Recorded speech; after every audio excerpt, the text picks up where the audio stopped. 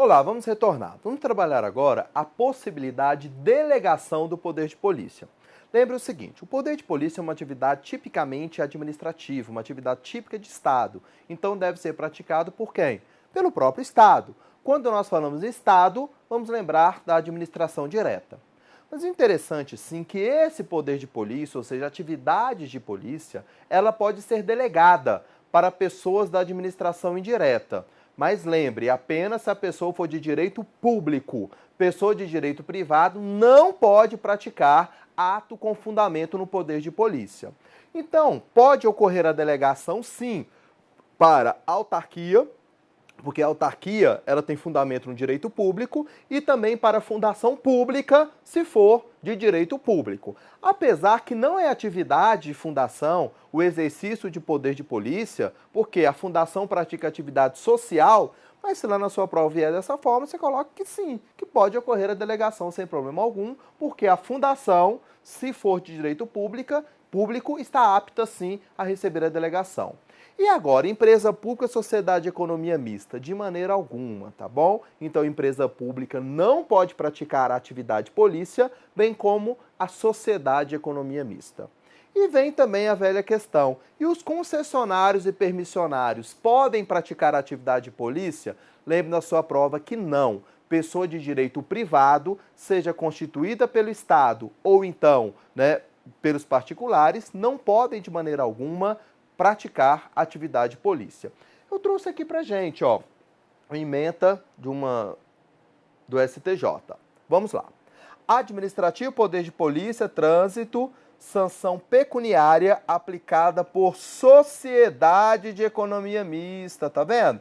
Olha que interessante, nesse aspecto aqui nessa decisão, o tema, era sobre a aplicação de penalidade, de multa por uma sociedade de economia mista. Vamos lá, impossibilidade, já inicia dessa forma. A controvérsia em debate é a possibilidade de exercício do poder de polícia por particulares. Olha lá, no caso, a aplicação de multas de trânsito por sociedade de economia mista. As atividades que envolvem a consecução do poder de polícia podem ser sumariamente divididas em 4 grupos, a saber, legislação, consentimento, fiscalização e sanção. Aqui é o ciclo do poder de polícia que nós vamos trabalhar daqui um pouquinho. No âmbito da limitação do exercício da propriedade e da liberdade no trânsito, esses grupos ficam bem definidos. O CTB estabelece normas genéricas e abstratas para a obtenção da Carteira Nacional de Habilitação, que é a legislação, aqui é a lei.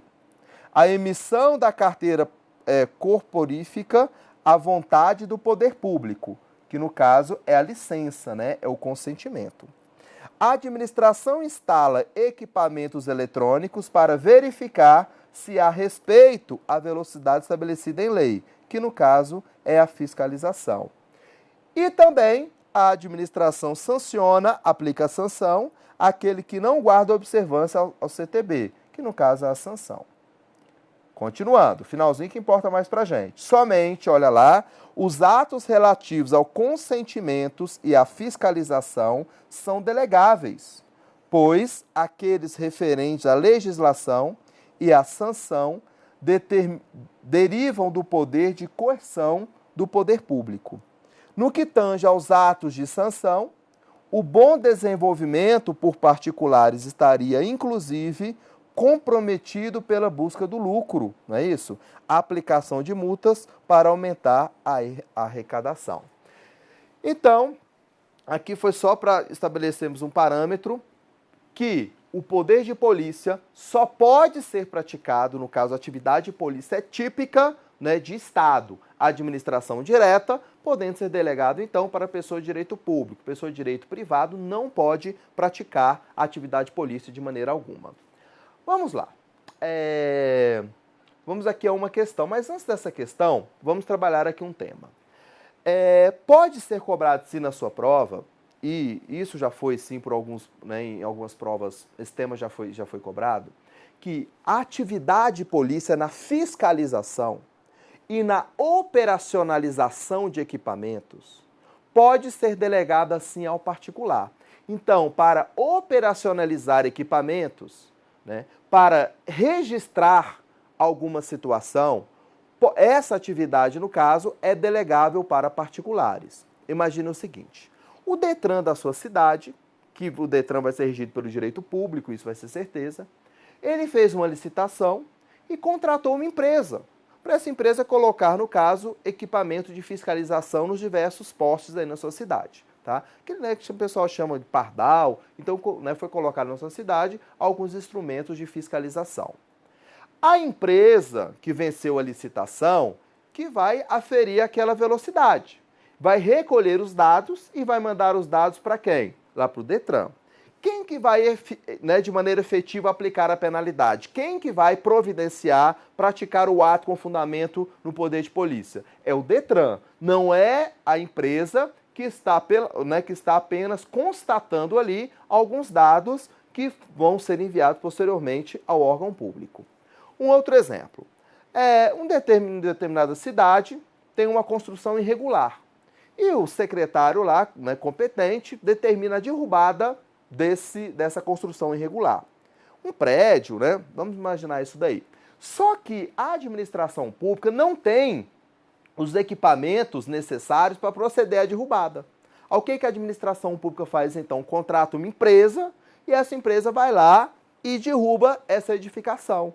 Tá vendo? Então, para manusear equipamentos, não tem problema algum. Mas o poder de polícia, né, a ordem partiu de quem? Do poder público. No caso, apenas o manuseio de equipamentos ali para posteriormente ocorrer a efetivação do poder de polícia, aí não tem problema algum. E essa questão fala sobre isso, eu achei ela bem interessante, por isso que eu trouxe pra gente, ó.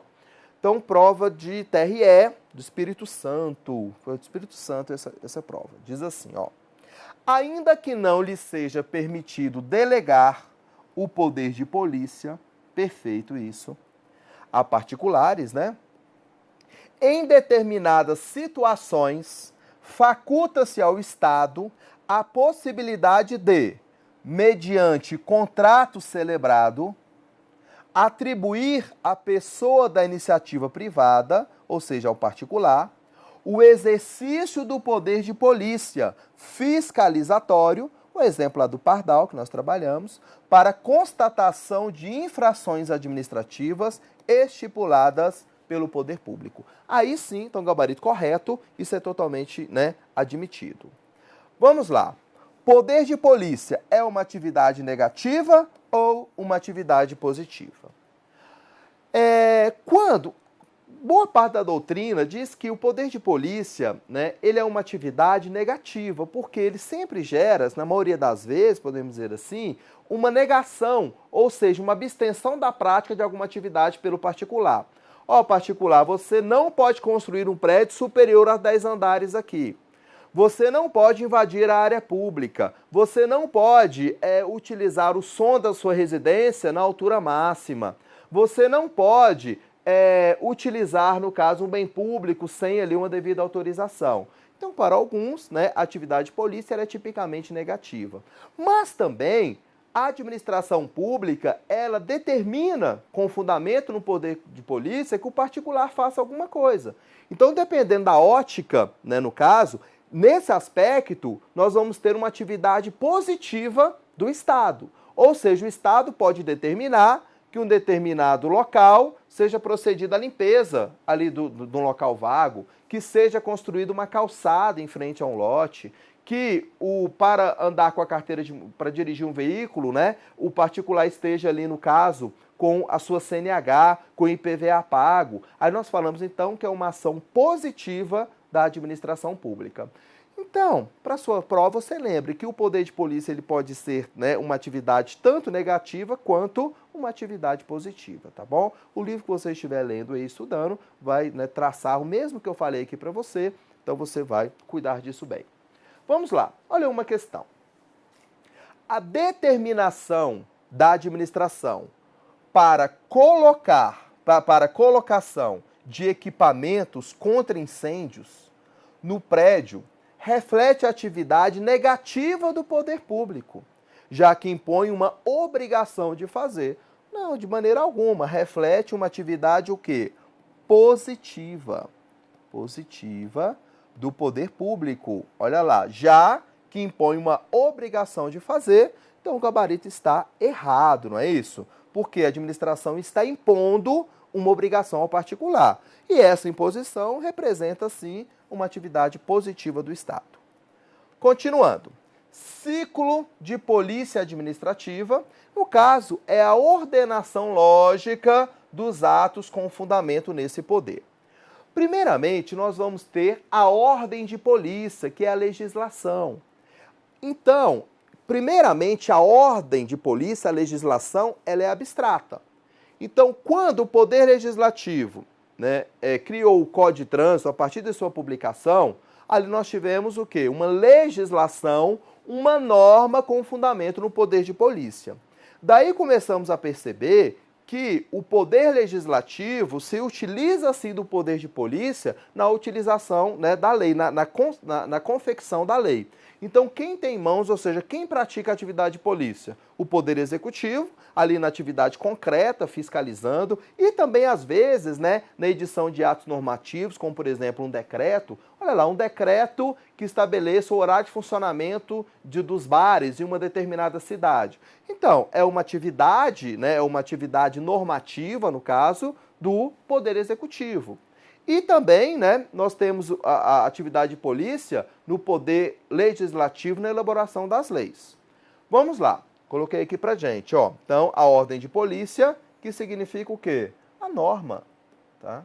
O início do poder, de polícia, o direito novo. Então, vamos lá. Além da lei, os atos administrativos infralegais, que no caso aqui eu coloquei o exemplo, são os atos normativos, como um decreto que estabelece alguma norma. Resolução, no Código de Trânsito tem várias resoluções, tá bom? Então, primeiramente, nós vamos ter a ordem de polícia, porque sem a lei, nós nem falamos na efetivação do poder de polícia.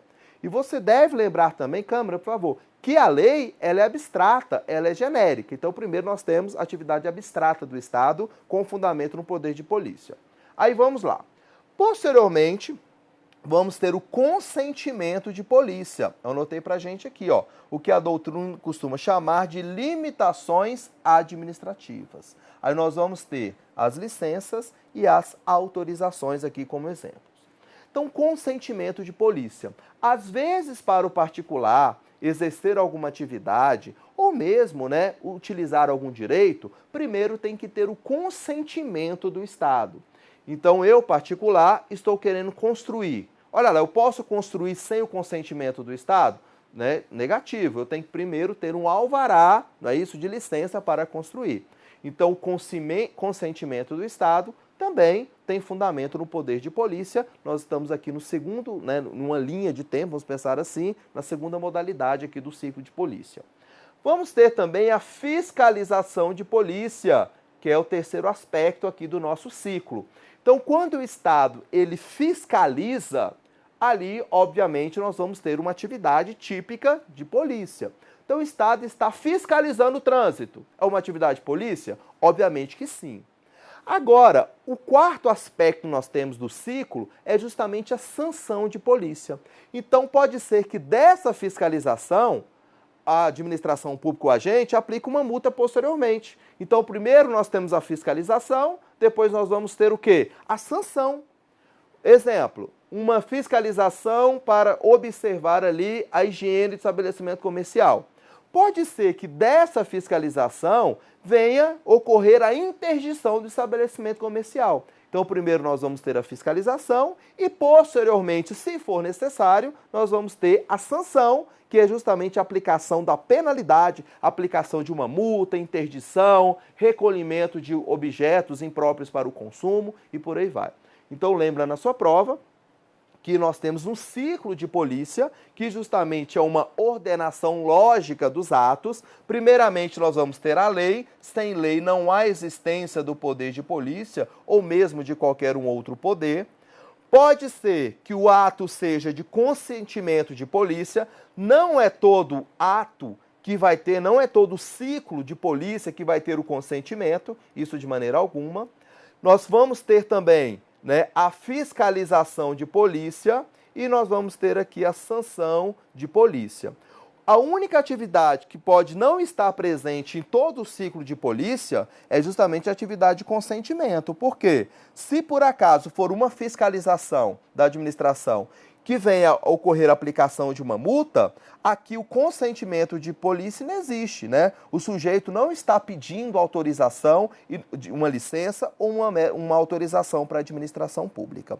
Então, lembra na sua prova, né, do ciclo de polícia, esse tema é bem lecionado, né, bem explicado aí pela doutrina também. Agora vamos aos atributos do poder de polícia, que lá na sua prova vai vir, obviamente, como atributos, mas na verdade são certas características aqui do nosso poder de polícia. Então, o poder de polícia, ele tem 3 características: a discricionariedade, a autoexecutoriedade e também a coercibilidade. Quando nós falamos em discricionariedade, devemos lembrar o seguinte, que em regra, ou seja, na maioria das vezes, os atos com fundamento nesse poder são discricionários. Mas nós vamos ter atos vinculados, sim, com fundamento nesse poder. Eu já utilizei esse exemplo lá no poder disciplinar, mas ele se encaixa melhor aqui, tá bom? Vamos lá. Um agente está em uma blitz de trânsito e ele para um condutor. Nesse contexto, ele pode escolher o condutor, o veículo é separado, não é isso? Tá? Então, representa uma atividade discricionária. Só que esse condutor está com o IPVA atrasado, está sem o seu licenciamento. O que a lei determina nesse momento? A aplicação de multa. Tá vendo? Então, a aplicação da sanção representa uma atividade vinculada, né, com base no poder de polícia. Então, imagine assim, ó, nós vamos ter os atos com fundamento no poder de polícia. Eu gosto muito de trabalhar com gráfico, até nas minhas aulas presenciais. Vamos ter aqui, então, os atos, a maioria dos atos são discricionários, mas nós vamos ter aqui também, ó, tá vendo? Atos vinculados com fundamento no poder de polícia. Outra característica, ou seja, outro atributo, é a autoexecutoriedade, que é a possibilidade que a administração pública tem de praticar a sua atividade, ou seja, seus atos com fundamento nesse poder, sem a intervenção do poder judiciário. Mas, professor, todo ato com fundamento no poder de polícia possui a autoexecutoriedade? A resposta é negativa.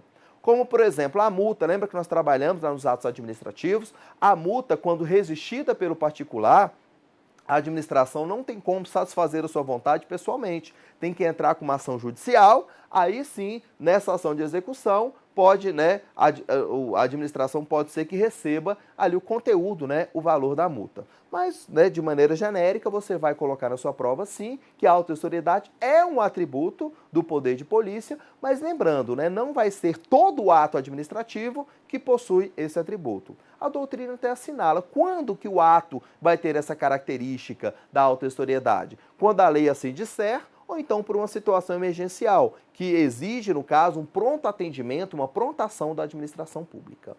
E um outro atributo também é a coercibilidade, ou seja, o poder de polícia ele é impositivo, tá? Ele, né, é enérgico. Se o particular não atender o comando da administração pública, a administração pode utilizar até força física, uma força física proporcional à gravidade do fato. Então, 3 atributos que nós temos: a discricionariedade, a autoexecutoriedade e a coercibilidade, que significa, no caso, o poder de coerção da administração pública para valer a sua vontade, que a sua vontade justamente é o cumprimento da atividade de polícia determinada pelo próprio Estado. Vamos continuando. Vamos a uma questão, olha lá. A multa, como sanção resultante do exercício do poder de polícia administrativa, não possui a característica da autoexecutoriedade. Tá vendo? Então, perfeito esse item. Prova de defensor público da União, questão bem recente, ó, 2015, tá vendo? Então, gabarito correto, não possui, né, o atributo da autoexecutoriedade. Vamos lá, nós já falamos, já falei sobre a coercibilidade, sim, que é a possibilidade, né, a prerrogativa da administração pública impor a sua vontade através do poder de polícia. Vamos aqui. Prescrição. Prescrição. A informação da prescrição está na Lei 9.873 de 1999. Vamos lá. Prescreve em 5 anos, a ação punitiva da administração pública federal direta e indireta no exercício do poder de polícia, objetivando apurar infrações à legislação em vigor. Vamos lá. Contados da data da prática do ato. Ou, no caso de infração permanente, se a infração então for permanente ou continuada, do dia em que tiver cessado. Então, olha lá, qual que é a prescrição do poder de polícia? 5 anos, você vai lembrar isso na sua prova, tá bom? Então, o Estado tem 5 anos para aplicar a penalidade ao particular. Se o Estado não aplicar a penalidade de 5 anos, prescreveu, ou seja, teve aí, o Estado perdeu o seu direito de ação. Parágrafo 2º, tá, da mesma lei. Quando o fato objeto da ação punitiva lá do poder de polícia, né, da administração, também constituir crime, a prescrição reger-se-á pelo prazo previsto na lei penal. Isso daqui é sempre assim, né? Também lá nos regimentos dos servidores públicos, né? Nos regimentos sempre acabam trazendo essa informação aqui pra gente. Então, se o fato, né, o fato ilegal tiver base no poder de polícia e ao mesmo tempo for considerado crime, a prescrição não vai ser de 5 anos como nós trabalhamos. A prescrição vai ficar vinculada ao Código, né, ao Código Penal. Continuando, vamos a uma questão, olha lá. O prazo prescricional para que a administração pública federal direta e indireta, no exercício do poder de polícia, inicie ação punitiva, cujo objetivo seja apurar infração à legislação em vigor, é de 5 anos. Isso mesmo. Vamos lá. Até aqui está certo. Contados da data em que o ato se tornou conhecido pela administração. Não é na data em que o ato se tornou conhecido. Na data da prática do ato. Se for um ato contínuo, no momento que cessou, tá bom? Então, 5 anos aqui. Aí continua lá, a exceção, salvo se tratar de infração dita permanente ou continuada, pois nesse caso, o termo inicial ocorre no dia em que cessa a infração, tá vendo? Então aqui está o erro, ó, do conhecimento pela administração pública, por isso que já veio aqui direto, né? Gabarito errado. Vamos lá, uso e abuso de poder. Vamos fazer o seguinte, vamos deixar esse tema para o próximo bloco, eu já estou estourando o tempo, tá bom? Então, no próximo bloco, vamos trabalhar aqui o uso e o abuso de poder. É um tema bem simples, mas vamos aí deixar para trabalhar no vídeo específico, viu? Muito obrigado.